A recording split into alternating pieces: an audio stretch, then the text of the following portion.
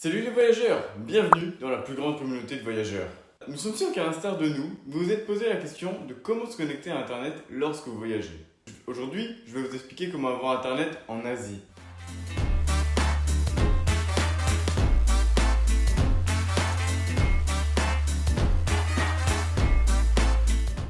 Comment avoir Internet lors de votre voyage en Asie? Si vous recherchez la meilleure option pour vous connecter à Internet lors de votre voyage en Asie, que ce soit pour le tourisme ou le travail, et que vous souhaitez avoir une connexion immédiate dès que vous descendez de l'avion, pour informer votre famille de votre arrivée, pour commander un Uber à l'aéroport, ou utiliser Google Maps pour trouver votre hôtel. Chez Passeporteur, nous voulons partager notre expérience avec ce que nous considérons comme l'option la plus pratique et rentable, à savoir les eSIM, ou cartes SIM virtuelles. Dans la vidéo, nous aborderons les points suivants. Qu'est-ce qu'une eSIM?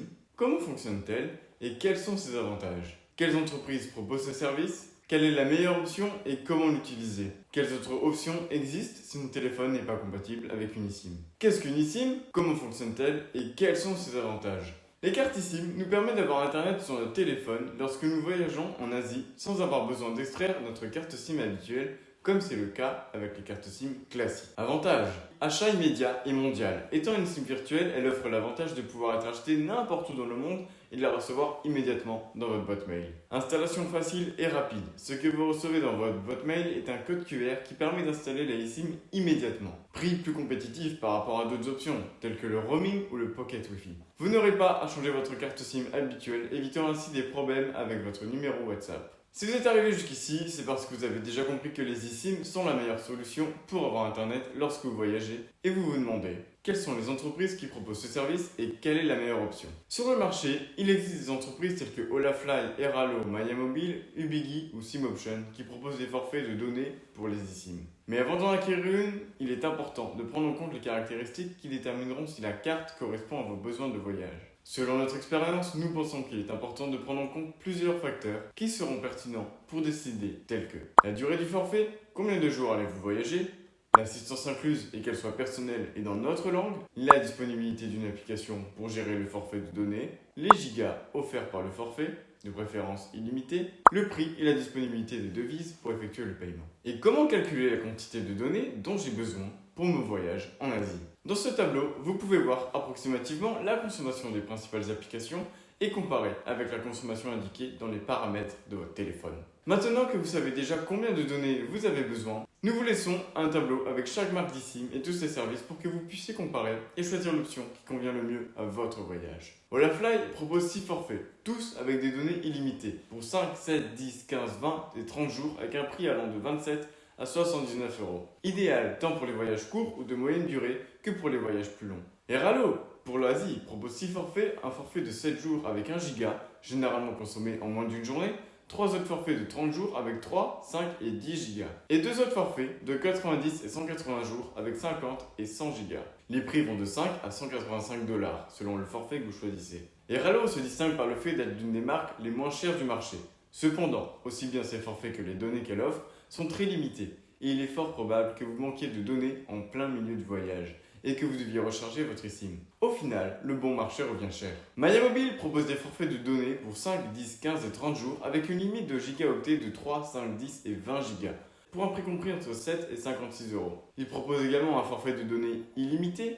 Cependant, gardez à l'esprit qu'après avoir épuisé les gigaoctets quotidiens contractés, la vitesse de navigation est réduite à 1 mégabit par seconde. Ainsi, l'appellation données illimitées n'est pas tout à fait exacte. Ubigi, cette entreprise propose des forfaits d'1 jour, de 30 jours ou de 12 mois. Les prix varient entre 3 et 78 €.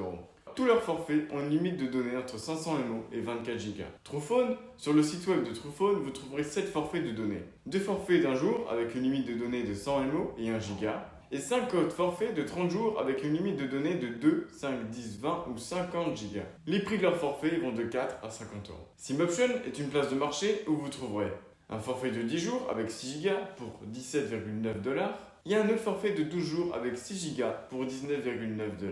Étant une place de marché, il est très difficile de garantir un bon service en cas de problème, car l'entreprise gère une grande variété de marques et est donc simplement un intermédiaire. Après avoir brièvement analysé les forfaits eSIM proposés par chaque marque, il est très probable que vous sachiez déjà quelle est notre option préférée. En effet, c'est Olafly. Pourquoi avons-nous choisi Olafly pour notre voyage en Asie et comment l'utiliser? En tant que communauté internationale de voyageurs, nécessitant une bonne connexion à Internet pour chacun de nos voyages dans le monde, nous vous expliquons pourquoi nous choisissons toujours Olafly pour être connecté à Internet en Asie. Cette entreprise offre des données illimitées en Asie avec une excellente vitesse. Elle vous offre une flexibilité en fonction de la durée de votre voyage et de votre destination. Comme nous l'avons déjà mentionné, pour votre voyage en Asie, vous disposez de 6 forfaits de données illimités, allant de 27 à 79 € en fonction du nombre de jours que vous choisissez. De plus, la marque propose un service client disponible 24 h sur 24 en espagnol, anglais, allemand, français, italien et japonais, répondant en moins d'une minute par chat ou WhatsApp, ce qui fait la différence pour nous. Si nous avons le moindre doute ou problème,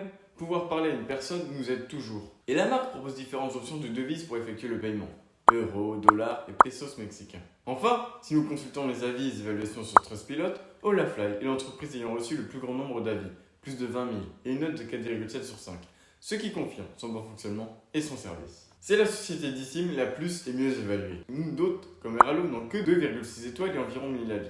Après avoir vécu nos expériences lors de nos voyages, nous en sommes venus à la conclusion qu'il s'agit de la meilleure option sur le marché en termes de rapport qualité-prix. En dehors de l'apparence, d'autres options peuvent sembler moins chères, mais si elles sont bien analysées, en fonction de ce que chacune l'offre de Olafly est la plus compétitive et rentable. Si comme nous, vous considérez également que c'est la meilleure option, nous vous laissons le code de réduction PASSPORTEUR pour économiser 5% sur votre achat. Mais avant de l'acheter, n'oubliez pas de vérifier si votre téléphone est compatible avec une eSIM.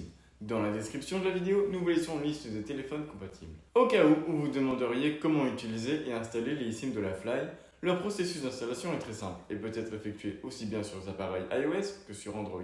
Nous vous conseillons de réaliser l'installation avant de voyager, car pour ce processus, vous aurez besoin d'une connexion à Internet. Mais vous pouvez la laisser installer et l'activer seulement lorsque vous serez déjà à destination. Par exemple, dès que vous descendez de l'avion, afin que votre plan démarre automatiquement une fois que vous êtes en voyage. Comment installer l'eSIM de Olafly sur iOS? Une fois que votre achat est terminé, vous recevrez une email avec un code QR que vous devrez scanner et qui vous redirigera automatiquement vers les paramètres du téléphone. Une fois l'eSIM installée, vous pourrez choisir si vous souhaitez l'utiliser pour les voyages ou le travail et elle sera prête à être utilisée. L'installation peut également se faire manuellement sans avoir besoin d'un ordinateur, simplement en entrant un code dans les paramètres de votre téléphone que vous pourrez consulter dans l'email ou dans l'application. Très pratique pour contrôler la durée du plan de données. Comment installer l'eSIM Olafly sur Android? Notez que ce processus peut varier légèrement en fonction de votre téléphone Android. Il est probablement similaire à celui que je vais vous montrer maintenant. Tout d'abord, allez dans les paramètres, sélectionnez connexion, gestionnaire de carte SIM, ajoutez une carte mobile, scannez le code QR et vous l'aurez déjà installé. Et si mon téléphone n'est pas compatible avec une eSIM, quelles autres options ai-je pour pouvoir me connecter à Internet en Asie? Il existe d'autres méthodes pour avoir Internet en Asie, telles que le roaming, proposé par les opérateurs de téléphonie, est l'option la plus chère, et il est fort probable que vous soyez surpris par la facture finale. Le Pocket Wi-Fi est la deuxième option la plus chère, car vous devez payer le tarif Internet, louer l'équipement, payer une assurance et des frais d'expédition. En plus d'être une option moins pratique en termes de portabilité, sa batterie étant généralement limitée à environ 6 heures. Ce sont généralement des contrats à long terme, mais cela vous permet de partager Internet. Cependant, il faut garder à l'esprit que ces appareils sont facilement piratables. En Asie, vous trouverez des points Wi-Fi gratuits dans les aéroports, cafés, hôtels ou restaurants. Cependant, il faut garder à l'esprit que ces réseaux sont vulnérables et nous vous conseillons d'éviter à tout prix les transactions où vos données personnelles pourraient être en danger. Cela a été notre expérience en matière de connectivité en Asie. Nous espérons, en tant que communauté de voyageurs, que cela vous sera utile lors de vos voyages.